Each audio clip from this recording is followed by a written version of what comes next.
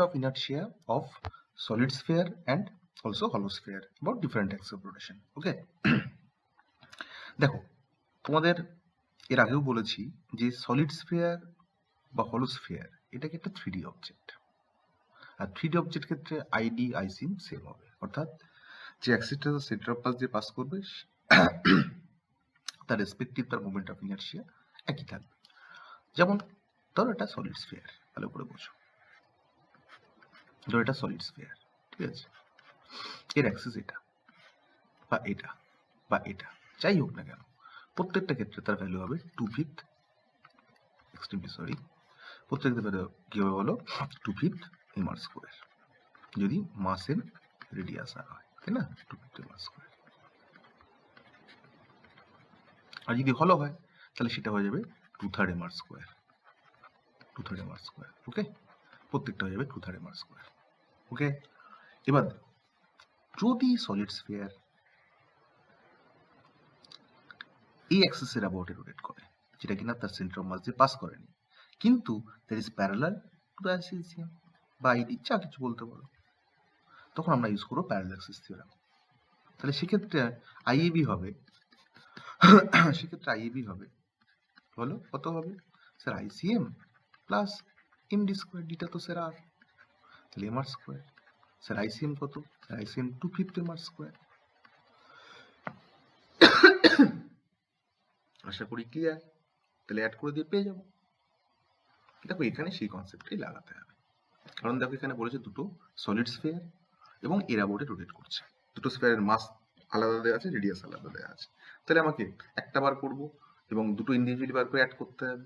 যদি আইডেন্টিক্যাল বলতো তাহলে একটা বার করে 2 দিয়ে গুণ করতাম, কিন্তু আইডেন্টিক্যাল বলেনি, একটু ক্যালকুলেটিভ কনসেপ্ট, সেম। কি করবো, সিম্পল। এটার ক্ষেত্রে এর অ্যাবাউটে কি হবে, সিম্পল এই কনসেপ্ট। তাহলে এটার ক্ষেত্রে হবে বলো 2/5 m1 r1 square plus m1 r1, sorry এটা ক্যাপিটাল আর,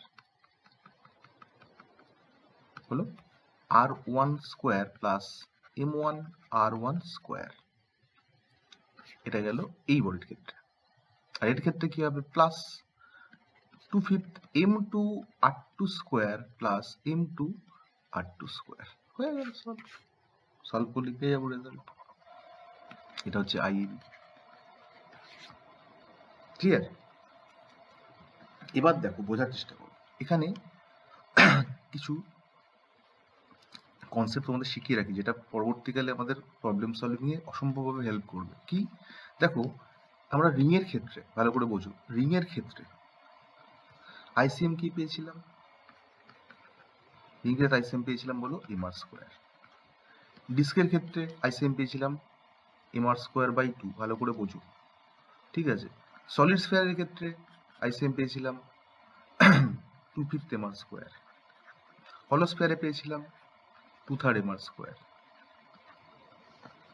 ক্লিয়ার? এর প্রত্যেকটার ক্ষেত্রে আমরা এই কে স্কোয়ার বাই আর স্কোয়ার টার্মটা তোমাদের জেনে রাখা খুব ইম্পর্টেন্ট, কারণ প্রবলেম সলভিং এ এই কে স্কোয়ার বাই আর স্কোয়ার তোমাদের ভ্যালুটা অসম্ভব হেল্প করবে। যেখানে কেটা কি, কেটে আসে রেডিয়াস অফ জাইরেশন, শিখিয়েছেন আপনি আগে। তাহলে দেখো M R square equal to M K square, তাহলে এখান থেকে দেখো R square by K square by R square দেখো 1 আসছে। হ্যাঁ, দেখো এটা equal to M K square করে দাও, তাহলে K square by R square কি আসছে দেখো হাফ। দেখো এটা equal to M K square করে দাও, দেখো K square by R square আসছে 2/5। দেখো এটা equal to M K square করে দাও, দেখো এই ক্ষেত্রে ভ্যালু আসছে 2/3। তাহলে রিং এর ক্ষেত্রে K square by R square, ডিস্কের ক্ষেত্রে K square by R square, solid স্ফিয়ারের ক্ষেত্রে K square by R square, hollow স্ফিয়ারের ক্ষেত্রে K square by R square, ICM এর রেসপেক্ট প্রত্যেকটা।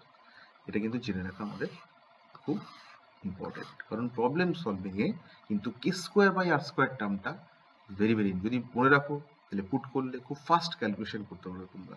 ওকে, ভেরি গুড।